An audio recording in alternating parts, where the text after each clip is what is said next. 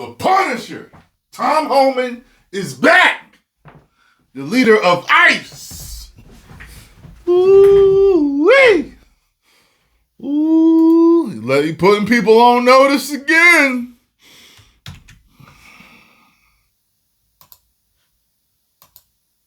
When we're going to do something? Yeah, come on the microphone, please, sir. Step right up there. We got thank you. Mr. Homan, Roosevelt Hotel is not. It's on the table. Leave it out. I'm certainly not going to forecast when we're going to do an operation on Hamilton. Thank you, Mr. Homan. You're the immigration expert here. The president is now floating this idea of sending American prisoners to a prison in El Salvador. Do you believe that that would be legal? You know, someone mentioned that to me this morning. I haven't yet talked to the president. I just got back in town yesterday. I haven't had that conversation, what that conversation was about, where it come from. So I'm not going to comment on that until I speak to the president directly. But do you know off the top of your head that's legal? Or what would your, I mean, you have obviously worked in immigration under President Obama, now under President Trump. Do you believe that it would be legal to send American? I don't know. Again, I didn't see it. I didn't hear it. I said, well, I mentioned this morning. I don't know the context of the question was. I don't know the context of what response or what he meant by response. I'd be opining on something I really don't have the information on. I'll get briefed on it and I'll respond to you later about it, but I'm just unfamiliar with it. Mr. Homan, does the administration expect that those migrants that have been sent to that prison in El Salvador will remain there? You mean the terrorists that were removed? Will they remain in that prison in El Salvador for the rest of their lives? This administration will obey court orders, unlike the last administration. But, if you ask me if I'm in favor of returning terrorists in the United States that are gang members that have country, no, I'm not in favor of that at all. Mr. Homan, border apprehensions by 95% since last March. Can you describe maybe some of the success behind these numbers?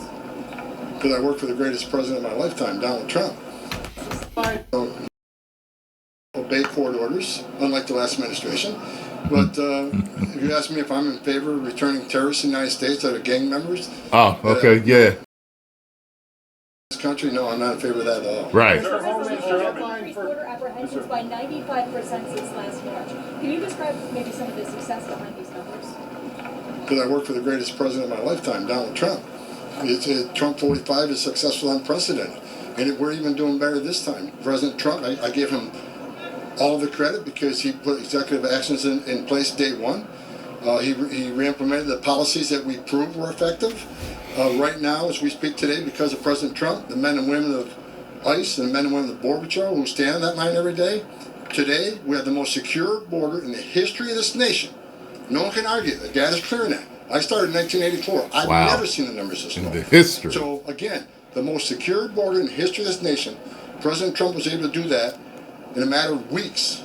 Something that Biden administration didn't do in 2 years. That is amazing. Either wouldn't or couldn't. But we proved it didn't need legislation, didn't need all this other stuff that the last administration talked about. That's amazing. We need a strong president who took America first and cared about American safety and securing that border. Securing the border at this level means we have a lot stronger national security because of the border. Wow. There are laws on the books that make it a criminal offense to shield or harbor illegal immigrants, like the sanctuary states that you use to do it. He grinning already.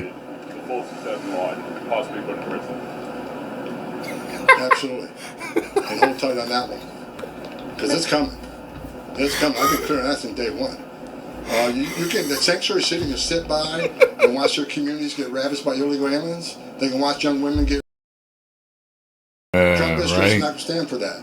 So look, they can stand by and watch. And the Trump administration will secure their communities. The Trump administration will drive down illegal crime in this country. If they don't do it, we'll do it for them. But they can't. They can sit aside and watch, but they can't cross that line. When they cross the line of harboring concealment, that's a felony. And we got Pam Bondi now who won't hesitate to take action. They can't impede in our enforcement efforts to make this country safe again. That's a felony. So President Trump's got his cabinet in place now. We got a strong AG. We got a strong Secretary of Homeland Security. We got a great group here. We got Steve Miller. Getting windy out there. The most brilliant men I've ever worked with when it comes to border security and interior enforcement. You're going to see a lot of things happen next few months that people should expect. Many don't, but watch what comes in their future. Mr. Homan, you got Democrats that are heading down to El Salvador. What's your message to them? You're not going to change anything. We're going to move terrorists in this country. They're where they should be. And then we're going to knock it off. What y'all be doing, y'all be in sanctuary cities in this country, taking action against the Maryland father, the Maryland illegal alien, not father, Maryland illegal alien was arrested in the country, illegally arrested for murder and released to the public. And it took ICE to go find him.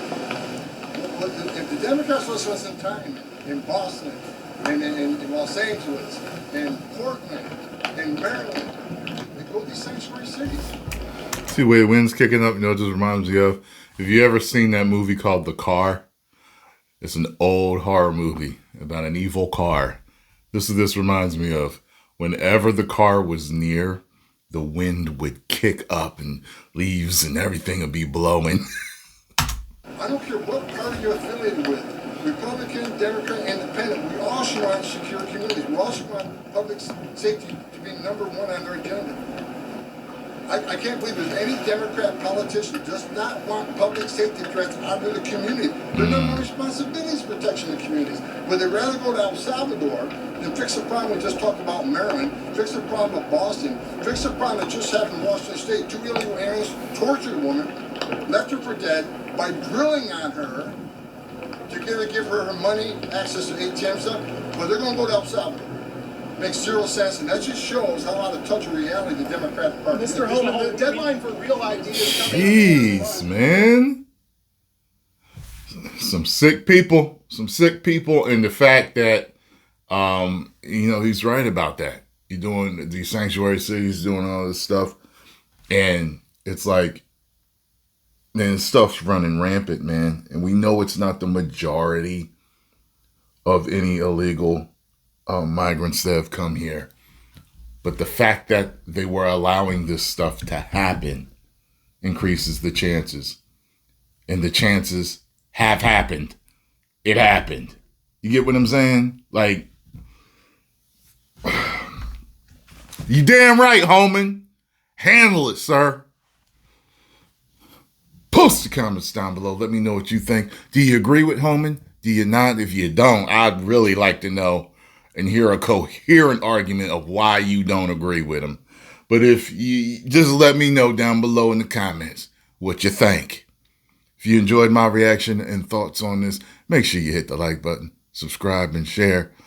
Make this country safe, super safe. You know what I think about? There's several other countries around the planet that are, safer. They're really safe, they're lower crime and stuff like that. You know what I'd like to make America again, if it ever was? Clean. Man, I was looking at some videos of different countries, and certain ones like you can't chew gum or something like that.